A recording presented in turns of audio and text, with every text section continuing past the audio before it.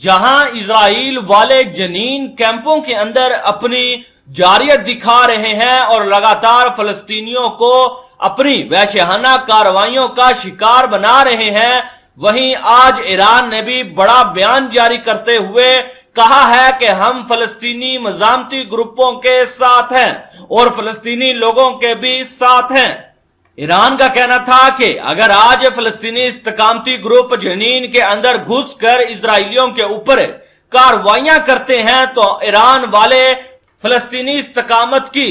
पूरी तरह से हमायत करेंगे और जहां तक हो सके ईरान फलस्तीनियों के साथ खड़ा भी रहेगा। दोस्तों, आज ईरान ने बड़ा बयान जारी करते हुए अक़वाम मुत्तहिदा में वाज़ेह अल्फाज में कह दिया है कि आप इजराइल की जारियत को रोकें, वरना ईरान उठकर खुलकर सामने आएगा और फिर इजराइल के खिलाफ जो ईरान कार्रवाई करेगा फिर दुनिया वाले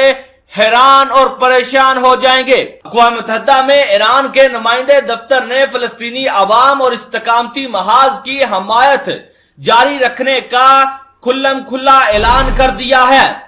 अक़वाम मुत्तहिदा में इस्लामी जमहूरिया ईरान के नुमाइंदा दफ्तर ने जनीन कैंप पर गासब और जाबर सहूनी फौजियों की वहशियाना हमलों पर सख्त रद्द अमल का इजहार करते हुए कहा कि इजराइल सिर्फ ताकत और जोर की जबान समझता है और वो साजिश और मुज़ाकरात पर यकीन नहीं रखता। ईरान के नुमाइंदे दफ्तर ने जनीन पर वाक़या पर अमेरिकी मैगजीन न्यूयॉर्क की रिपोर्ट की रद्द अमल पर कहा कि ईरान के तज्जिये के मुताबिक फलस्तीनी अवाम मुज़ाकरात के जरिए अपने गासब शुदा हकूक हासिल नहीं कर सकता और फलस्तीनी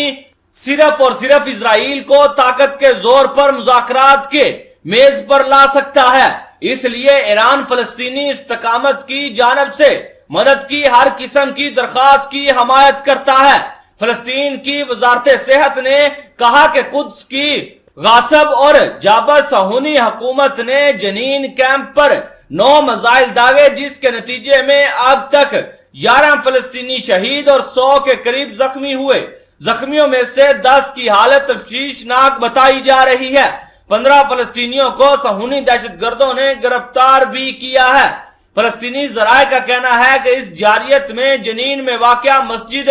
पर भी बमबारी की गई। फलस्तीनियों ने अपनी एक कार्रवाई के दौरान इजराइल के 2 क्वाड कॉप्टरों का शिकार भी किया।